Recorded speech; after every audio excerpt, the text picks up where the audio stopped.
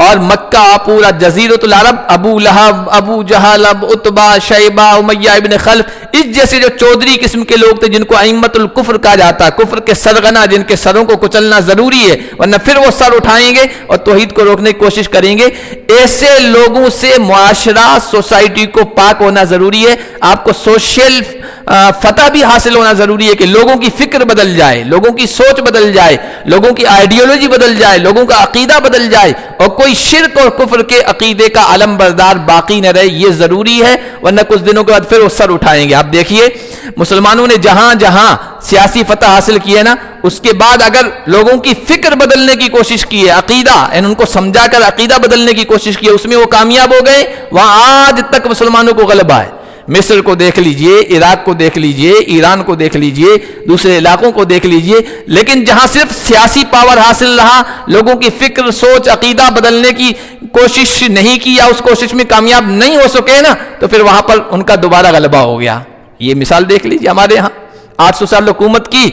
سیاسی لوگوں نے کوئی دین کے اعتبار سے، اسلام کے غلبے کے اعتبار سے فکر نہیں کی، اولیاء اللہ نے کی، علماء نے کی، اللہ کے نیک بندوں نے کی، لوگوں کو تبت یدا ابی لہب وتب ما اغنى عنه ماله وما كسب سيصلى نارا ذات لهب وامرأته حمالة الحطب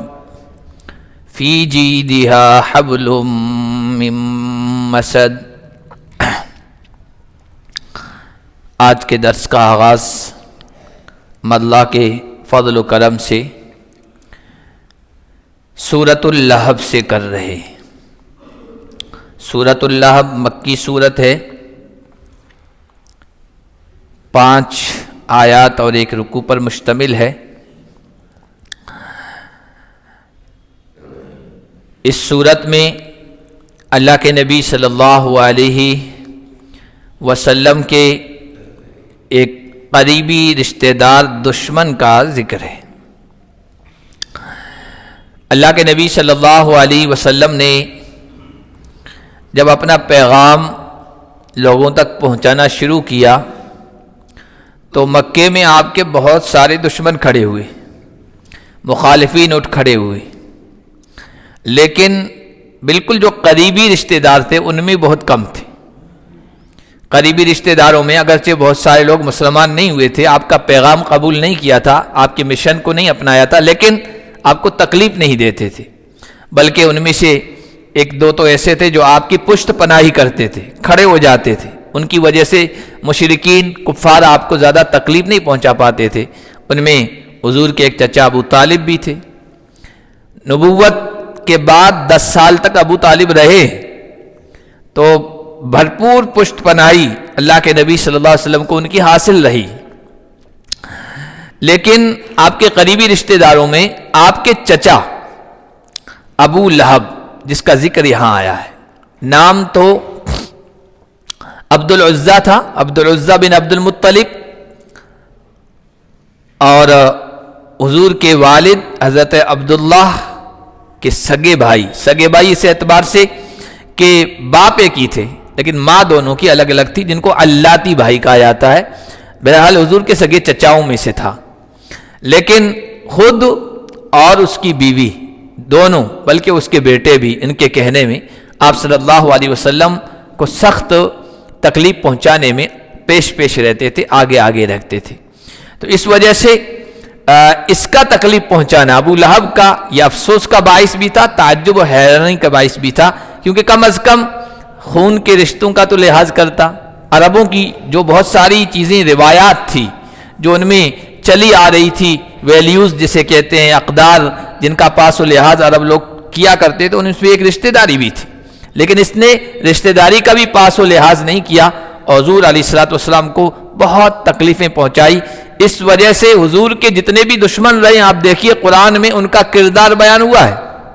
کہ انہوں نے یہ کام کیا، حضور کی یہ مخالفت کی، فلاں کیا، لیکن نام کہیں نہیں لیا گیا ان کے کردار کو بیان کیا گیا ہے، دشمنی کو بیان کیا گیا، نام کسی کا بھی نہیں لیا گیا۔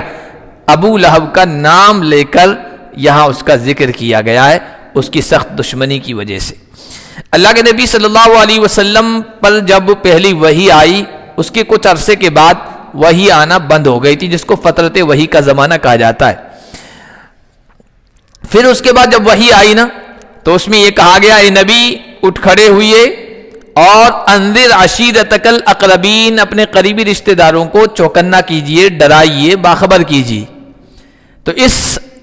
پیغام پر عمل کرتے ہوئے اللہ کے نبی صلی اللہ علیہ وسلم صفا پہاڑی پر چڑھے، اور اس وقت عربوں کا ایک انداز تھا لوگوں کو اپنی طرف متوجہ کرنے کا کہ بلند چیز پر چڑھ کر کہتے تھے یا صباحا۔ تو اس اعلان کا ایک خاص مقصد ہوتا تھا، خاص پیغام ہوتا تھا، لوگ سمجھ جاتے تھے کہ بہت معاملہ اہم پیش آیا، اس کی وجہ سے یہ پکارا جا رہا ہے۔ عام طور پر اس وقت قبائلی جو ہے جنگیں چلتی رہتی تھی، کوئی دشمن حملہ کرتا تھا تو آدمی چوکنا کرنے کے کھڑا ہوتا کہ دشمن حملہ آور ہو رہا ہے، جس کو اپنے حفاظت کا بندوبست کرنا، بندوبست کر لے، مقابلے کے لیے تیار ہونا ہے تو مقابلے کے تیار ہو جاؤ، یا جو کچھ بھی کرنا ہے اس کے لیے تیار ہو جاؤ۔ حضور نے یا صباحا کہا تو لوگ آ گئے، تقریباً 40 کے قریب لوگ آئے تھے، آپ کے قریب اکٹھا ہوئے، ان میں سے ابو لہب بھی تھا۔ حضور علیہ السلام نے کہا کہ اگر میں تم کو یہ کہوں کہ اس پہاڑ کے پیچھے سے ایک لشکر ہے جو تم پر حملہ آور ہونے والا ہے، تم مجھے سچا سمجھو گے یا جھوٹا سمجھو گے؟ سب نے کہا ما جربنا علیک الا صدقا، ہم نے آپ کو ہمیشہ سچا پایا ہے، جھوٹ کا کبھی تجربہ نہیں کیا ہے، تو ہم آپ کو سچا مانیں گے۔ تو آپ صلی اللہ علیہ وسلم نے کہا قولوا لا الہ الا اللہ تفلحوا فانی نذیر لکم بین یدی عذاب شدید، میں توحید کی دعوت دے رہا ہوں، اللہ کو ایک مانو، اور جس لشکر سے میں ڈرا رہا ہوں وہ یہ لشکر نہیں ہے بلکہ اللہ کا عذاب ہے۔ اگر تم نے توحید کو نہیں اپنایا، اللہ کو ایک نہیں مانا، تو سخت عذاب تم پر آنے والا، میں اس سے ڈراتا ہوں۔ جب اللہ کے نبی نے یہ کہا نا تو ابو لہب جو ہے وہ ہاتھ ہلا دیا، تبا لک سائر الیوم الہذا جمعتنا، یہ جملہ کہتے ہوئے وہاں سے چلا گیا، تیرے لیے تباہی ہو، بربادی ہو پورے دن، کیا تو نے اس کے لیے اکٹھا کیا تھا ہم کو، اس کے لیے یہاں جمع کیا تھا؟ تو اس کے جواب میں اللہ تعالیٰ نے یہ سورت اتاری ہے اور اس کی تباہی بربادی کی پیشین گوئی کی ہے، اس کے بد انجام کو، اس کی بیوی کے برے انجام کو بیان کیا ہے۔ تو اس موقع پر بھی اس کے علاوہ ہر وہ موقع جہاں اللہ کے نبی جاتے تھے، لوگوں کا مجمع ہوتا تھا، اجتماع ہوتا تھا، لوگ کہیں جمع ہوتے تھے، خاص طور پر حج کے موسم میں، حج سے پہلے اور حج کے بعد وہاں پر کئی میلے لگا کرتے تھے،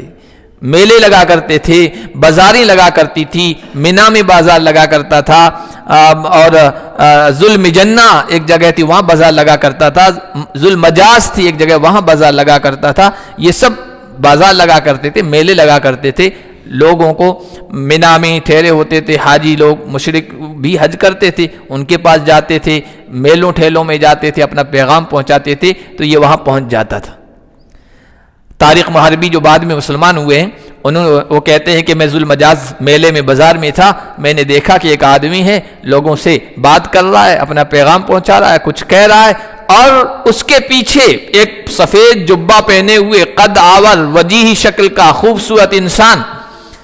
پتھر اس کو مار رہا ہے، اور اتنا مارا ہے کہ اس کی ایڑیاں زخمی ہو گئی، خون بہنے لگا ہے۔ میں نے لوگوں سے پوچھا یہ کون ہے؟ تو کہا یہ جو آدمی آگے پیغام پہنچا رہا ہے نا، اس کو تو محمد کہتے ہیں، یہ نبی ہونے کا دعوے دار ہے۔ اور یہ جو پیچھے خوبصورت انسان کو دیکھا، قد آور لمبے قد والے آدمی کو، یہ اس کا چچا ہے، اس کو ابو لہب کہتے ہیں، اس کا مخالف ہے۔ تو اس طرح اللہ کے نبی صلی اللہ علیہ وسلم کو ہر موقع پر تکلیف پہنچاتا تھا اور آپ کو پیغام سے روکنے کی کوشش کرتا تھا۔ اللہ تعالیٰ نے یہ سورت نازل فرمائی تبت یدا ابی لہب وتب، ابو لہب کے دونوں ہاتھ برباد ہوں اور وہ خود برباد ہو۔ یہ ایک محاورہ ہے، یہ حضور کے لیے کہہ رہا ہے تمہارے لیے تباہی و بربادی ہو۔ حضور تو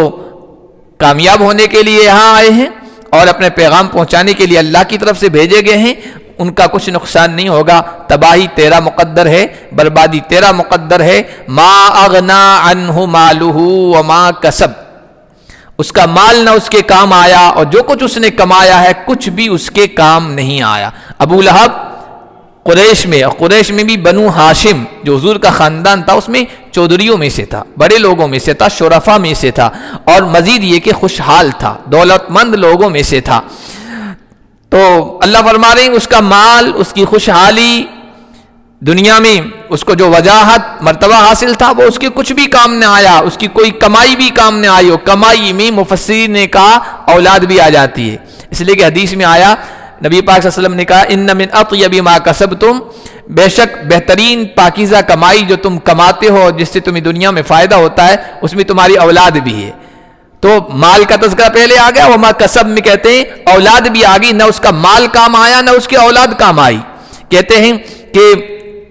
غزوہ بدر میں جب شکست ہوئی تھی، غزوہ بدر میں یہ شریک نہیں ہوا تھا، ورنہ وہاں اس کا کام تمام ہو جاتا، کیونکہ بڑے بڑے سرما اور قریش کے بڑے بڑے لوگ کام آ گئے تھے وہیں، لیکن یہ شریک نہیں ہوتا، اس نے کسی اور کو، اس عاصم بن ہشام یا اس طرح کا نام تھا، اس کو بھیجا تھا کہ تم میری طرف سے جا کر لڑو۔ تو غزوہ بدر کے بعد جب ابو سفیان وغیرہ، بعد میں ابو سفیان مسلمان ہوئے، شکست کھا کے مکہ آئے نا، تو یہ انتظار کر رہا تھا کہ کیا خبر آتی ہے۔ تو اس نے ابو سفیان کو آتا ہوا دیکھا تو پوچھا کہ بھائی ہمارے سردار کہاں ہیں؟ بڑے لوگ چودھری نظر نہیں آ رہے ہیں، اکیلے آ رہے ہو۔ تو اس نے کچھ جواب دیا، اتنے میں ہاں اس نے ابو سفیان نے کہا بھائی چودھری تو سب کام آ گئے ہیں، اور ہم نے وہاں تو دیکھا سفید چوغے جبے پہنے ہوئے لوگ جن کو ہم نے کبھی نہیں دیکھا تھا، وہ میدان میں تھے، ان کی وجہ سے ہمیں نقصان ہوا ہے۔ تو حضرت ام فضل جو حضرت عباس حضور کے چچا تھے، ان کی بیوی تھی، ان کا غلام تھا ابو رافع اس کا نام، وہ خیمے میں تھا، اس نے یوں سر نکالا، کہا کہ اچھا وہ کوئی جو لوگ تمہیں نظر آ رہے تھے سفید پوش، وہ کوئی اور نہیں تھے، وہ اللہ کے فرشتے تھے جو تمہاری پٹائی کرنے کے لیے آئے تھے۔ تو اس کو آیا غصہ، ایک تو شکست خوردہ، دوسرا یہ جملے سنے، اس کو آیا غصہ، اس نے غلام کو دے مارا، پٹائی کر دی۔ تو ام فضل کو جب پتا چلا نا، وہ آئی ڈنڈا لیے ہوئے اور ابو جہل کو مار دیا۔ تم میرے غلام کو، جبکہ اس کا آقا موجود نہیں ہے، تمہیں مارنے کی ہمت کیسے ہوئی؟ وہ جو زخم آیا اس کے، اس زخم کی وجہ سے کہ وہ ناسور بن گیا، اس کی وجہ سے بیماری پھیل گئی، دانے پھیل گئے، جس کو عدسہ کہتے تھے عربی، اور وہ بیماری ایسی تھی جو دوسروں کو لگتی تھی، یعنی جو بھی قریب جائے گا اس کو لگ جائے گی، عربوں کے نزدیک اس کے بارے میں یہ تصور تھا، یہ سوچ تھی۔ تو وہ بیماری بڑی اور اتنی بڑی کہ اس کی وجہ سے وہ مر گیا، چونکہ اس کے بارے میں مشہور تھا کہ جو بھی قریب جائے گا اس کو لگے گی، تو اولاد بھی قریب نہیں آئی، اس کو یوں ہی پڑے رہنے دیا۔ 3 دن ہو گئے مرنے کے بعد، بدبو آنے لگی، سڑان اٹھنے لگی نا، تب اولاد نے کیا کیا، کسی حبشی غلام کو، حبشی غلاموں کو کرائے پہ لے آئے، مزدوری پہ لے آئے، اور ان سے کہا کہ بھائی اس کو ٹھکانے لگاؤ۔ تو ان حبشی غلاموں نے بھی ہاتھ نہیں لگایا، وہ بڑے بڑے ڈنڈے لاٹھیاں لے کے آئے، اس کو گھسیٹ گھسیٹ کر ایک جو ہے قبر میں ڈالا، اوپر سے پتھر ڈالے اور قبر کو پانٹ دیا۔ اس طرح قرآن نے جو کہا تھا، پیشین گوئی کی تھی کہ نہ اس کا مال کام آیا، نہ اس کے کسب کمائی یعنی اولاد کام آئی۔ سیصلا نارا ذات لہب، دنیا میں اس کا یہ انجام ہوا۔ آگے ذات لہب، چونکہ ابو لہب اس کا نام تھا نا، بہت خوبصورت انسان تھا، سرخ اور سفیدی اس کے چہرے سے جھلکتی تھی، ایسا جو ہوتا نا سفید اور اس میں سرخی، ایسا لگتا ہے ہاتھ لگاؤ گے تو خون آ جائے گا، ایسے خوبصورت انسان تھا، لمبا، وجی، مالدار، سب کچھ دنیاوی اعتبار سے جو ہونا چاہیے اس کے پاس تھا۔ تو اللہ نے اسی اعتبار سے کہا شعلوں والی، بھڑکنے والی آگ میں وہ داخل ہوگا، یہ آخرت کا انجام ہے۔ وامرأتہ، اور اس کی بیوی بھی، بیوی کا نام ام جمیل تھا اور ابو سفیان کی بہن تھی، یہ بھی تکلیف پہنچانے میں پیش تھی۔ اللہ کے نبی صلی اللہ علیہ وسلم کو ستانا، پریشان کرنا، راستے میں کانٹا بچھانا، اذیت پہنچانا، بلکہ اس کی اولاد بھی، عتبہ اور عتیبہ ابو لہب کی اولاد تھی۔ حضور کی دونوں بیٹیاں ان کو دی ہوئی تھی، ام کلثوم اور حضرت رقیہ، ان کو دی ہوئی تھی، باپ اور والدہ کے کہنے پر انہوں نے چھوڑ دیا۔ اللہ کے نبی صلی اللہ علیہ وسلم کی صاحبزادیوں کو منگنی ہو چکی تھی یا شادی ہو چکی تھی، بہرحال چھوڑ دیا، اور ایک بیٹے نے تو یہاں تک کہ گستاخی کی، بیٹی کو بھی چھوڑ دیا، اور اللہ کے نبی کے سامنے آ کر اللہ کے نبی کے چہرے انور پر تھوک بھی دیا، گستاخی کی۔ تو اللہ کے نبی بہت تکلیف ہوئی اور اس موقع پر کہا اللہم سلط علیہ کلبا من کلابک، یا اللہ تیرے خونخوار درندوں میں سے، کتوں میں سے کسی کتے کو اس پر مسلط فرما۔ چنانچہ وہ سفر میں گیا ہوا تھا تجارت کے، بصرہ ملک شام میں کہیں رات کو ٹھہرا ہوا تھا، تو وہاں پر ایک بھیڑیا یا درندہ آیا، اس نے لوگوں میں سے بیچ میں سے سونگ سونگ کے اس کو اٹھایا اور چیر پھاڑ کر کے رکھ دیا۔ بیٹے کا بھی انجام ہوا، اور بیوی کا وامرأتہ حمالۃ الحطب، اور اس کی بیوی جو ایندھن لانے والی، سوکھی لکڑی لانے والی ہے، کہتے مالدار تھے،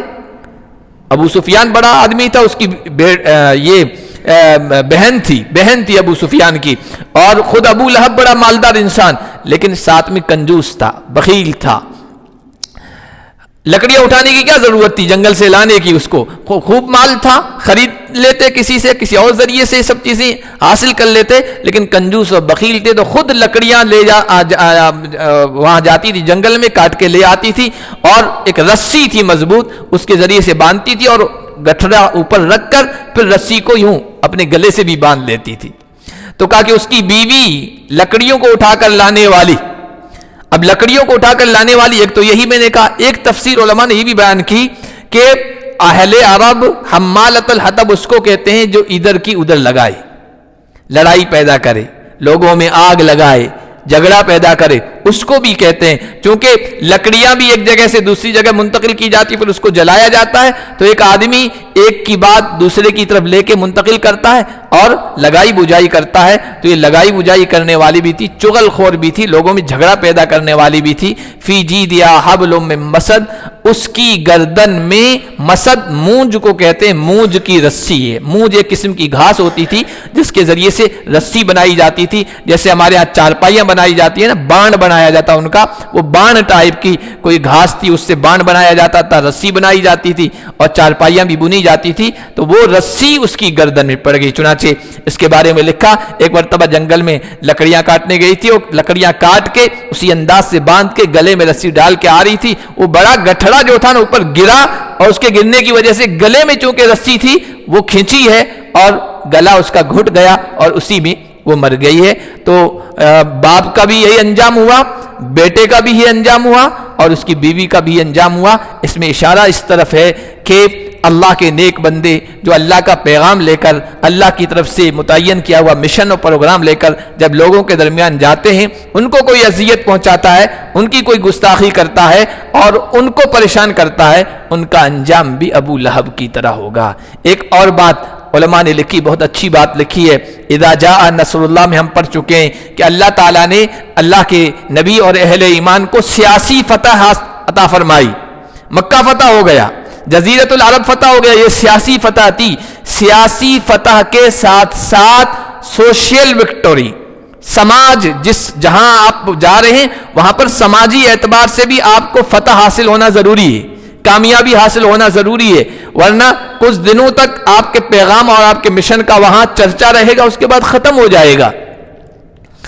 اللہ کے نبی صلی اللہ علیہ وسلم کو سیاسی فتح بھی حاصل ہوئی، اور مکہ پورا جزیرۃ العرب، ابو لہب، ابو جہل، عتبہ، شیبہ، امیہ ابن خلف، اس جیسے جو چودھری قسم کے لوگ تھے جن کو ائمۃ الکفر کہا جاتا ہے، کفر کے سرغنہ، جن کے سروں کو کچلنا ضروری ہے ورنہ پھر وہ سر اٹھائیں گے اور توحید کو روکنے کی کوشش کریں گے، ایسے لوگوں سے معاشرہ، سوسائٹی کو پاک ہونا ضروری ہے۔ آپ کو سوشل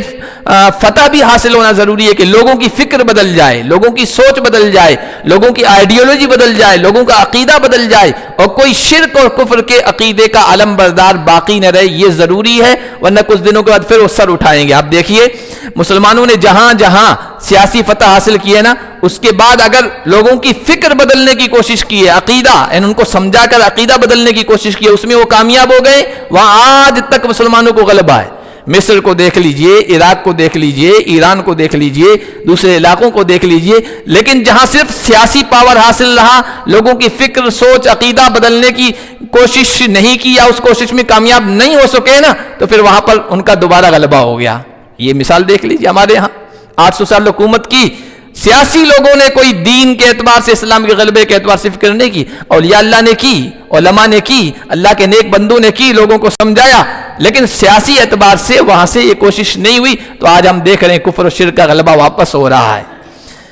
اسی طرح اندلس میں دیکھ لیجئے، یہ تو الگ بات ہے کہ ہمارے ہاں ہمارے جو ذہین دور اندیش علماء کرام تھے نا، انہوں نے پہلے سے بھانپ لیا تھا کہ کفر شرک کا واپس غلبہ ہو جائے گا، تو ہم اپنے آنے والی نسلوں کی عقیدہ توحید کی فکر کریں، تو انہوں نے مساجد کا جال بچھا دیا، مکاتب کا جال بچھا دیا، مدارس کا جال بچھا دیا اور اس کی پورا انتظام کر دیا۔ اس کی وجہ سے آج ہم الحمدللہ توحید کے علمدار بنے ہوئے ہیں، ورنہ اندلس میں آج کوئی نہیں۔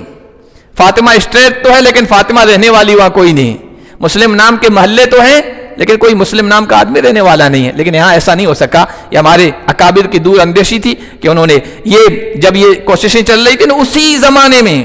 یہ شدی سنگٹھن چل رہا تھا، اسی وقت تو حضرت مولانا الیاس رحمۃ اللہ علیہ تحریک لے کے اٹھے شدی سنگٹھن کا مقابلہ کرنے کے لیے. وہ کہتے گھر واپسی کریں گے. انہوں نے کہا کہ نہیں، ہم ایسی محنت جاری کریں گے، گھر گھر پہنچیں گے اور عقیدہ توحید پر مضبوط کرنے کی لوگوں کو کوشش کریں گے. بہرحال یہ سورت کا خلاصہ ہے. آگے جو